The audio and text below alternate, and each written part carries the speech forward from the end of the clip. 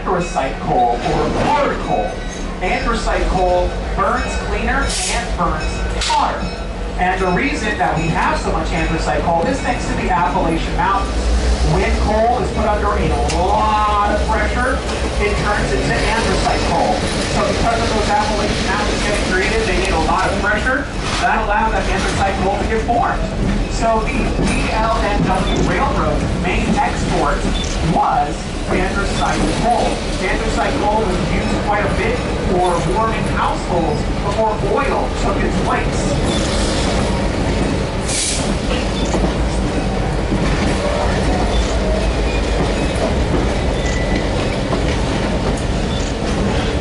DL&W Railroad actually had an entire advertising campaign dedicated to anthracite coal.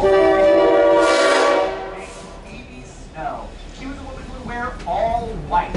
And the idea is because anthracite coal burns with white smoke, Phoebe Snow could wear a perfectly white dress from Hoboken, New Jersey to Buffalo, New York, and not have her clothes soiled. And so this advertising campaign would feature an image of Phoebe Snow, a beautiful woman in white, and they would be partnered with jingles or rhymes, so it always ends on the phrase, "We're on the road of anthracite." So as an example, Phoebe says, and Phoebe knows. This steam locomotive Canadian Pacific 2929 is a Royal Hudson class. To ride the road of anthracite. This advertising campaign was quite successful, and it's a great example of the DL&W Railroad motto, which was mile for mile the most well-built railroad in America. Old Rutland baggage car. Prided itself on how convenient its rides were. Now, if you look to your right, though, you're going to see that walkway from the mall. That's actually where the old Brussels used to be. Brussels were sort of gravity chutes that would bring coal or water or sand down to a steam engine to be filled. So that would be a coal Brussels. So of course, coal is the fuel of a steam engine. So it would stop under that Brussels, open up the cabinet sort of where that coal is kept, or it would just fall under the oh gosh, the name's escaping me, I apologize. Yeah, I got pictures. Sometimes the word is escaping my brain, I apologize.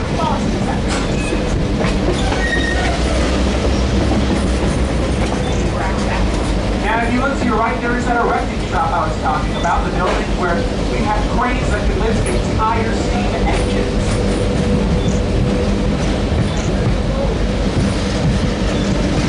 Now, if I'm sort of getting to the downtown area, if you look to your left, you're going to see a platform area surrounded by a black fence with trees. This is actually the old boarding station for the DL&W Railroad. If you are a passenger, you would be standing here waiting for your train ride. As I said, the DL&W Railroad connects Hoboken, New Jersey to Buffalo, New York.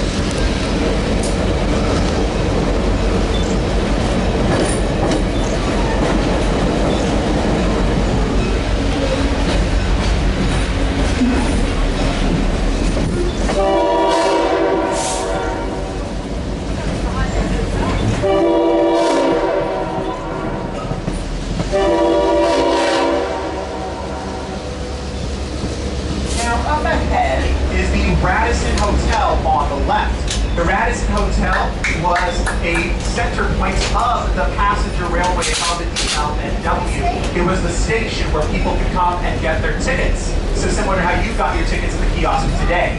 Now this hotel was constructed under the watchful eye of President Truesdale. He was the president of the So President Truesdale was a really good fan of the So while this side of the hotel may not look quite amazing, on the other side, there is a beautiful facade, and on the inside, there is quite a lot of marble, multiple types of marble. Truesdale was obsessed with marble. Pretty much every station that he helped create has marble in some way.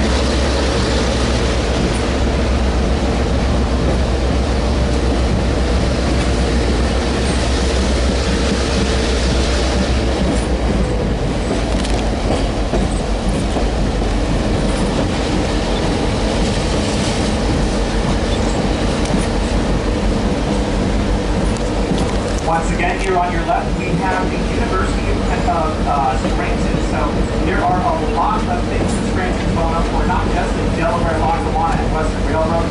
We also have multiple universities here. We also have a big textile industry at one point.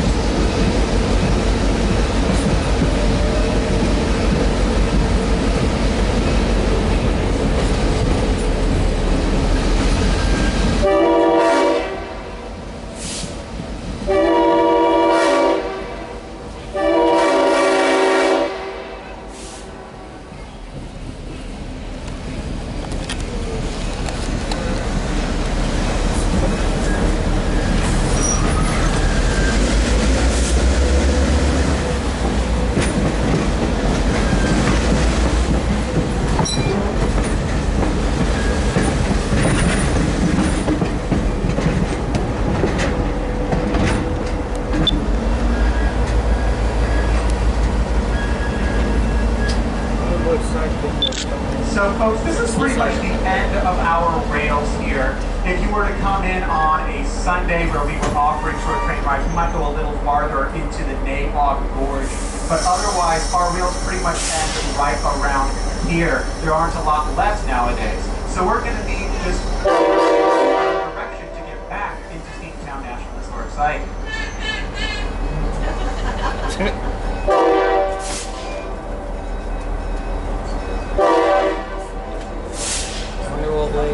Big boys gonna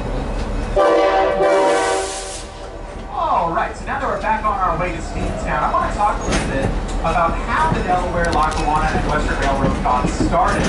It all began in the 1840s with two gentlemen by the name of the Scranton brothers. And that name sounds familiar because they are what the town is named after, the town of Scranton. It was originally called Slocum Hollow and was eventually renamed to Scranton. So these two brothers came to Scranton not for railroading, but for iron forging and metal forging. The issue is that the local area didn't have a lot of iron. The Scranton brothers really couldn't make a whole lot except for rails and bolts, nuts, stuff like that. Their biggest buyers were in New York, so they figured, well, if we're already selling rails, we might as well make a railroad so that we can easily access the people who want to buy our products. And thus in the 1850s, lo and behold, the Delaware, Lackawanna, and Western Railroad was born.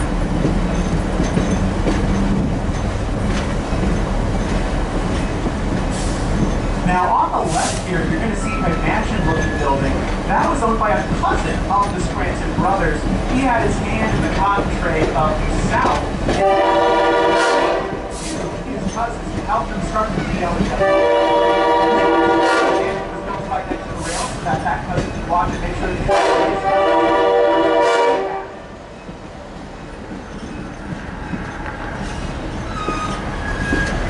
Now, as we pass by this field right here on our right, if we look very closely, you might be able to see in the trees and the brush something that looks like a tan fence with a cement roof. That's going to be the original iron forges of the Scranton brothers. So as I said before they got into the railroads, iron forges selling those bolts and nuts.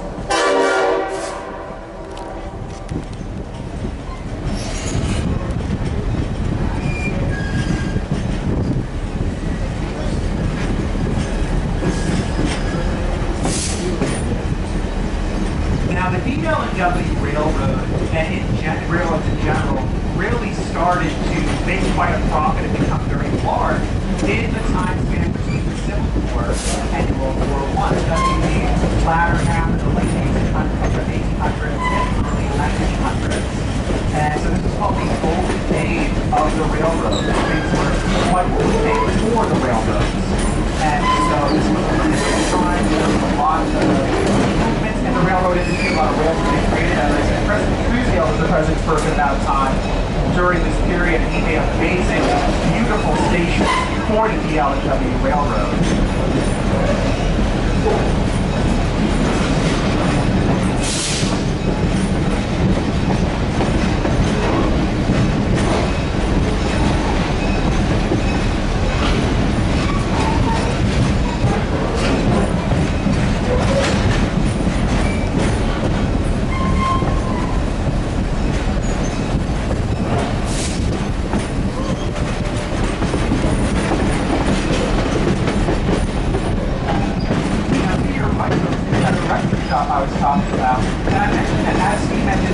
larger. They made that shop to accommodate for that size.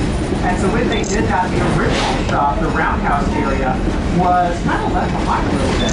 But something interesting is that when it started to become big towards the tail edge of the lifeline of the railroad, they actually went back to the original shop and they refurbished it into their diesel locomotive shop. So the golden age of steam didn't last forever, of course. Once World War I hit, the use of anthracite started to decrease. And so that sort of brought in the railroad, and oil started to become more popular for fueling the heat of households rather than anthracite coal. World War II was sort of both the last hurrah and the death knell of steam.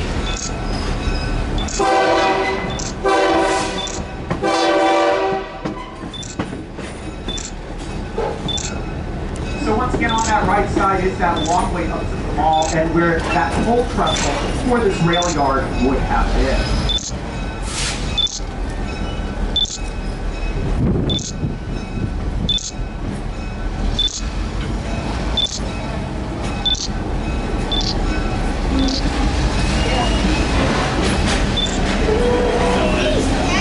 Now, as I said, World War II was sort of the last hurrah and also the last gas we've seen in America. Eventually, diesel, as well as airplanes and automobiles, just sort of phased out. It wasn't really used anymore past the 1940s.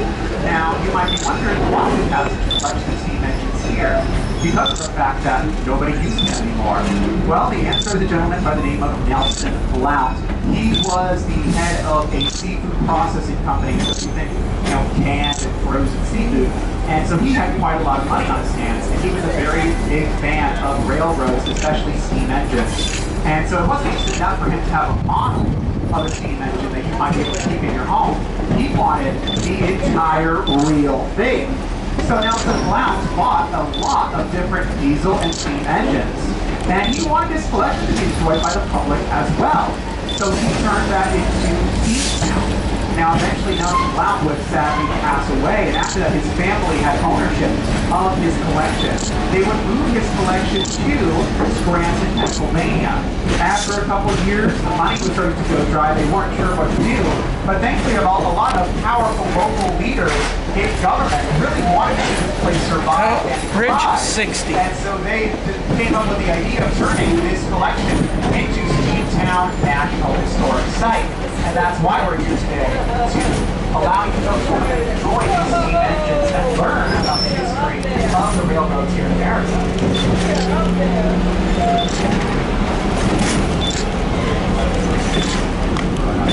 Now, not all of you might be able to see this, but if you look to your right on that front side of that building there, you can see United Silk Mills. As I said, Scranton actually had quite a robust textile industry, which was helped by the railroads. They were able to move those products quite a long ways away. There's no way to make blue. There's no way to make blue. If they wanted to, they can get it in here. It's very slow.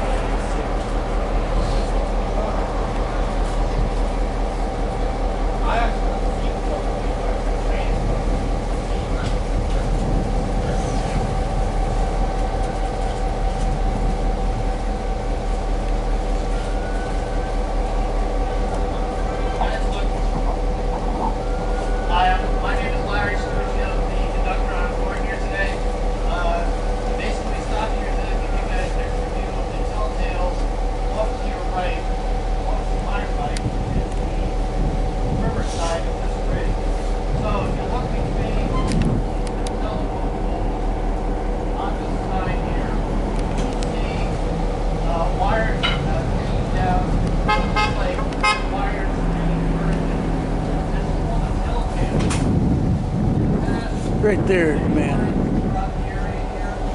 Right above the sidewalk.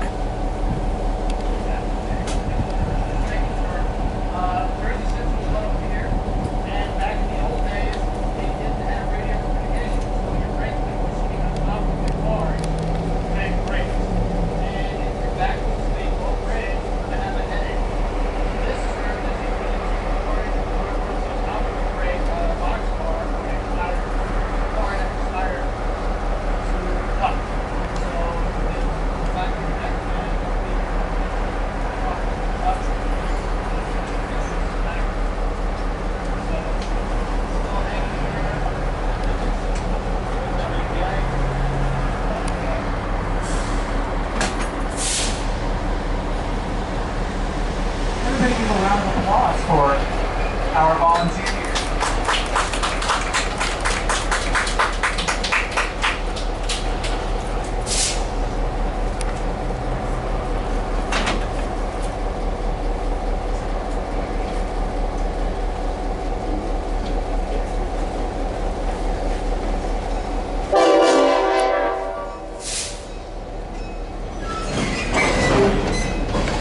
All right, we are back on the move, folks.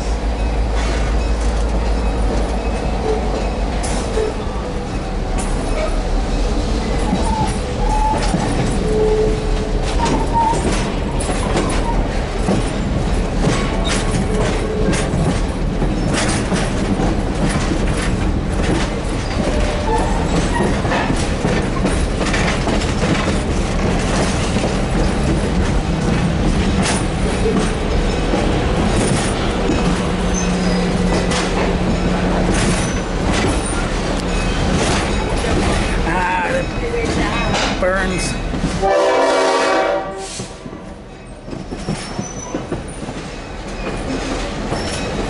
Now, while we were on that bridge and looking out, we were actually over the Lackawanna River. Now, that name, Lackawanna, comes from the local Lenape tribe. It means the river that forks. And so it's just important to note that we are on native land. This local area was home to the Lenape tribe. And a lot of names in this area and in this state use their language, such as Lackawanna and even Wyoming.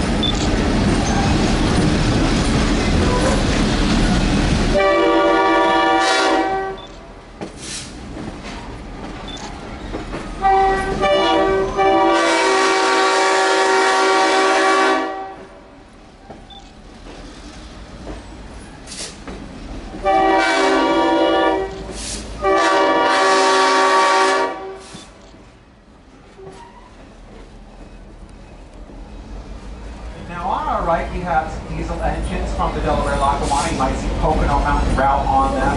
And we're going to be passing by a large black steam engine. That is the 4012 Big Boy.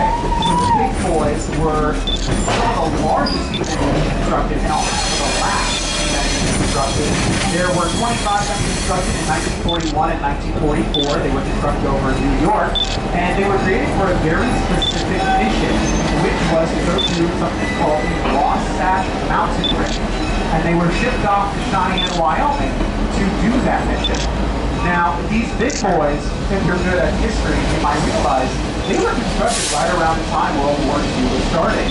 These big boys were primarily used to transport troops. That wasn't their initial intended use, but it ended up being where they were used for quite a bit. And that is how World War II was sort of the last hurrah of steam engines, where these big boys were able to transport thousands upon thousands of troops through the Wasatch Mountain Range over towards the West Coast.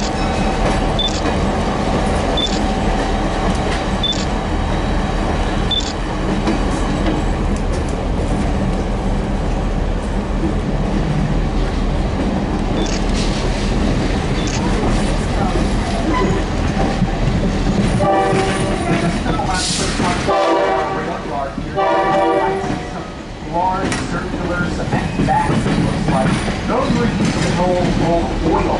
So they would put barrels of oil for the trains there, and now if that oil spilled, it wouldn't get out and spread everywhere. It would get through both tanks. This large tan-colored construction right there, that would be used to hold sand. And that might sound crazy, why would the train need sand? Well, when trains are on those rails, they have metal tires. You can almost think about it like a car on a road. Its tires need something called traction, where the tires grip the road. In this case, the train's tires need to be able to grip the rail.